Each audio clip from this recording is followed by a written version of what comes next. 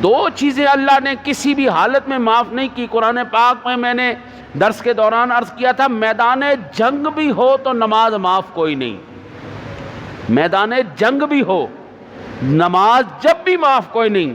کھڑے نہیں ہو سکتے بیٹھ جاؤ، بیٹھ نہیں سکتے ٹیک لگا جاؤ، ٹیک نہیں لگا سکتے لیٹ کے پڑھو، معافی کوئی نہیں۔ دوسرا، میرے آقا کریم علیہ الصلوۃ والتسلیم کی ذات گرامی کی ناموس پر کوئی معافی نہیں۔ ہر لمحے، ہر سیکنڈ، ہر جگہ، ہر مقام پر اللہ وحدہ لا شریک نے یہ لازمی قرار دے دیا ہے۔ یہاں پر اللہ وحدہ لا شریک نے اپنے پیارے خلیل کے ذریعے دعا کا طریقہ بتایا کہ اللہ سے توفیق مانگ، کوشش کر، استغفار کر، معافی مانگ۔ جہنم سے آزادی کا یہ عشرہ ہے، آخری عشرہ ہے، جمعۃ الوداع ہے، اس موقع پر تو اللہ سے معافی مانگ لے۔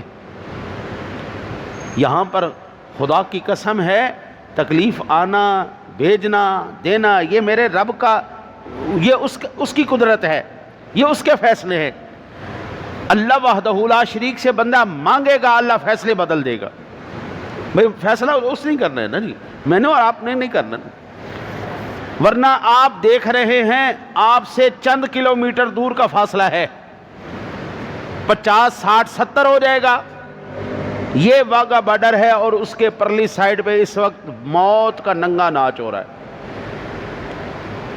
قبرستانوں میں جگہ کوئی نہیں، شمشان گھاٹوں میں جگہ کوئی نہیں، ساڑ کے لکڑیاں ختم ہو گئی، سانس لینے کے لیے ہوا کوئی نہیں۔